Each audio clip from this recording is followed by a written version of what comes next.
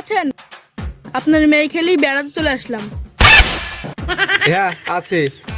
এমনিতেও অভাবে সংসার চলছে না, আবার শালার জামাই এসে হাজির। ঠিক আছে, ঘরে দিব সোগা। মা তুই চলে এসেছিস, আয় ঘরে উঠি বস। বাবা সে সকালবেলায় বেরিয়েছি, খিদেতে জান গেল।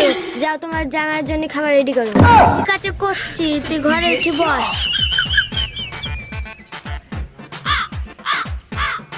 ভালো আছিস? ভালো আছি, তুই ভালো আছিস?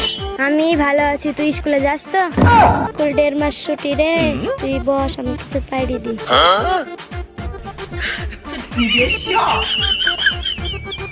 বুবু বস, ভাই বসে। কি গো তুমি এখনো কাজ করছো যে? তোমার জামাই মেয়ে আসছে, কিছু ব্যবস্থা করো। কি ব্যবস্থা করব? এমনিতেও অভাবে সংসার চলছে না, আরে বোতলে পানি আছে ঢেলি দেখা। এই পাঠা মেয়ে জামাই বোতলে পানি খাবে? শিগগিরই বাজারে যা, দই মিষ্টি মাংস রাইগা তাড়াতাড়ি যাই, তাহলে তোর কপালে বড় আছে। যাই বাজারে ধার ধর করে নিয়ে আসে গে, নাহলে আজ কপালে আমার বাড়ন আছে। কই গো, দই মিষ্টি লাও আর বাটি ডালে আসো, মাংসটা ঢালি। ঠিক আছে তুমি দাঁড়াও, আমি আসছি। ওই ওই যা তোর আব্বা মাংস আসলো, আমি মাংস খাইনি, জানতে মানা করে দে। কেন কাল কি মাংস খালা যে? ওই বাড়িতে খাচ্ছি বলে সব জায়গায় খাইতে হবে? শিগগিরই বলিস মাছ আনতে। ঠিক আছে বলছি।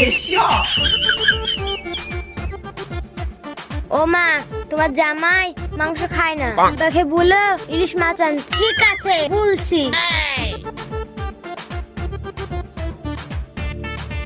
ওগো মাংস গুঁড়ি দিয়ে ইলিশ মাছ লাসোগা। হ্যাঁ কেনে? মাংস তোমার জামাই খায় না।